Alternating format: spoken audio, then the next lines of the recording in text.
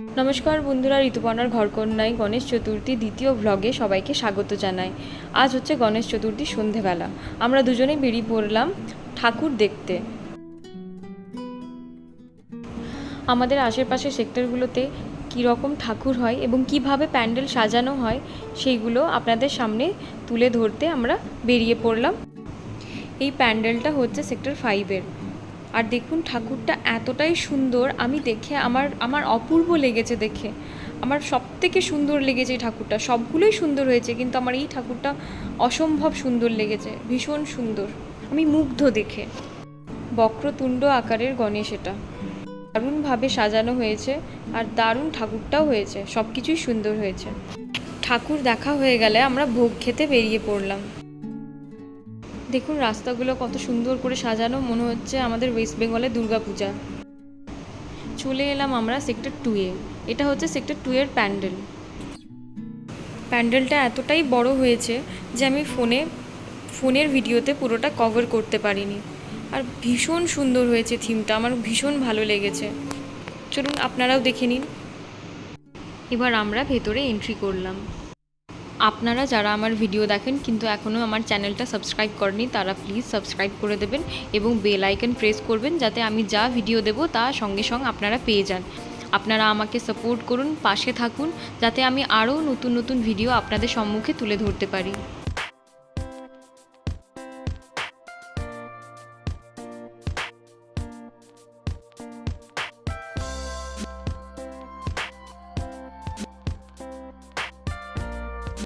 দেখুন গণেশ ঠাকুরটা কতটা সুন্দর হয়েছে।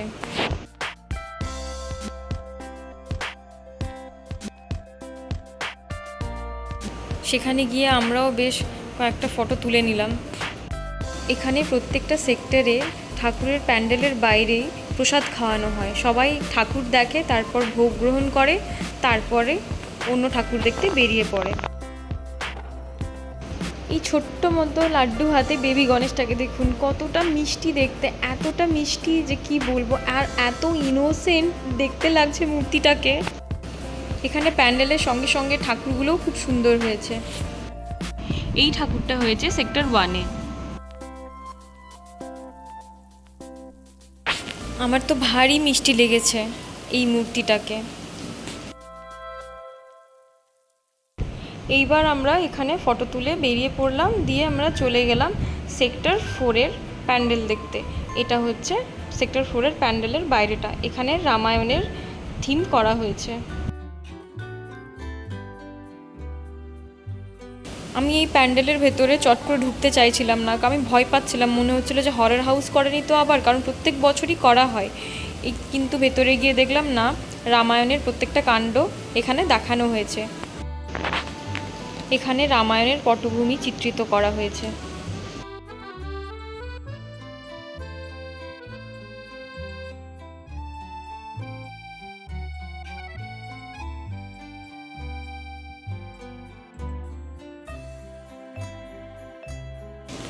এসব হরর হাউসের যে ব্যাপারটা থাকে সেটা আমার একদমই অপছন্দের। আমি ভীষণ ভয় পাই, আমার একদম ভালো লাগে না। হুটহাট করে সব এদিক ওদিক থেকে চলে আসা, সেই রকম আলো আর সেই রকম আওয়াজ আমার একদম পছন্দ নয়। কিন্তু এইবার এখানে এসে আমার খুব ভালো লাগলো, কারণ ভূতের এখানে কিছু বানানো হয়নি, তাই ঠিকঠাকই লাগলো। নাহলে আমি বারবার চমকে চমকে উঠি।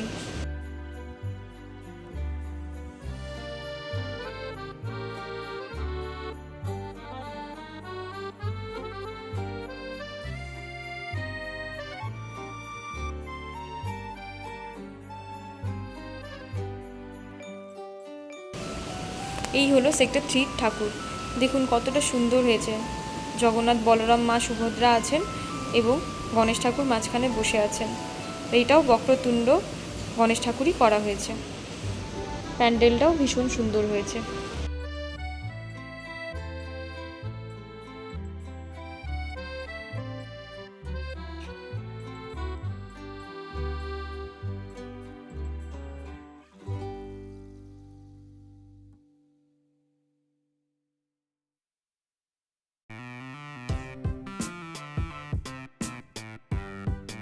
সেক্টর 4-এর ঠাকুর দেখা হয়ে গেল, আমরা সেক্টর 10-এর দিকে এগিয়ে এলাম। এটা হচ্ছে সেক্টর 10। সেক্টর 10-এর ঠাকুরগুলোও খুব সুন্দর হয়। এই হলো সেক্টর 4-এর ঠাকুর।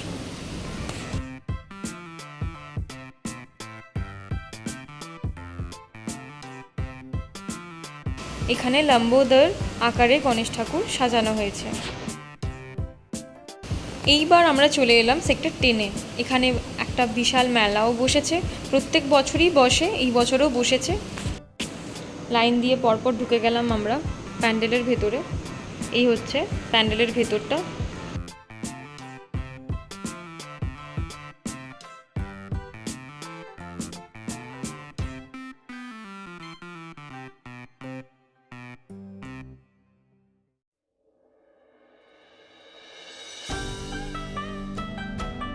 ঠাকুর দেখার পর আমরা মেলা ঘুরতে চলে গেলাম। মেলায় গেলেই মনে হয় যে কি কিনবো, এটা কিনবো, সেটা কিনবো, এটা খাবো, ওটা খাবো, ভীষণ ভালো লাগে। এই মেলাতেও অনেক কটা জিনিসই বসানো হয়েছিল, কিন্তু আমি সবগুলো ভিডিওতে তুলে ধরতে পারিনি, কারণ আমি কিনতে ব্যস্ত ছিলাম। আমি জিনিসপত্র দেখলেই মনে হয় কখন কিনবো। আর এই হলো আমার শখের জায়গা, যতই নিই আমার আর পোষায় না, আমি নিতেই থাকি, আর জিনিসপত্র এই সাদা জিনিসগুলো পড়েই থাকে, কিন্তু তবুও নেওয়ার ইচ্ছাটা আমার শেষ হয় না। ওখান থেকে এবার আমরা চলে এলাম সেক্টর 7-এ। সেক্টর 7-এর ঠাকুর দেখতে বেরিয়ে পড়লাম।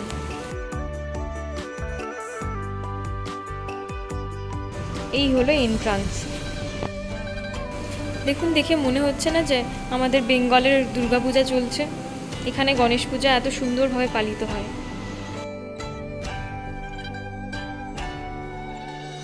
সব থেকে সুন্দর লেগেছে আমার এই প্যান্ডেলটা, ছোটোর মধ্যে ভীষণ সুন্দর, যত লাইটিং করেছে চারিদিকে ভীষণ সুন্দর লেগেছে আমার।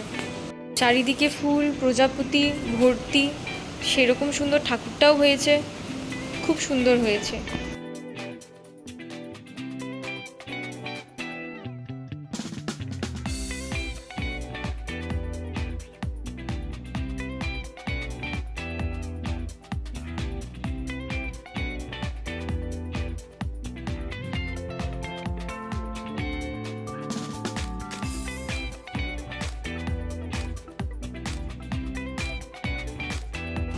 একদিনে সব ঠাকুর কভার করতে পারিনি, তাই তার পরদিন সকালেও বেরিয়ে পড়েছি ঠাকুর দেখতে।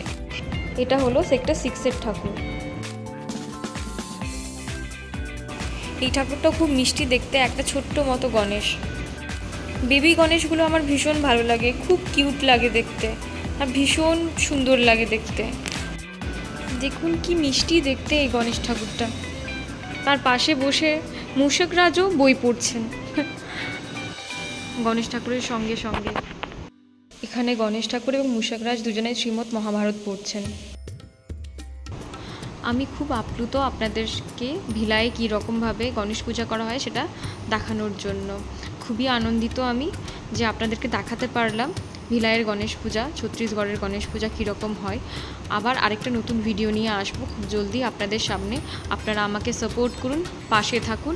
আজকের ব্লগটি এখানেই শেষ করলাম। ভালো থাকবেন। ভিডিওটি দেখার জন্য অসংখ্য ধন্যবাদ।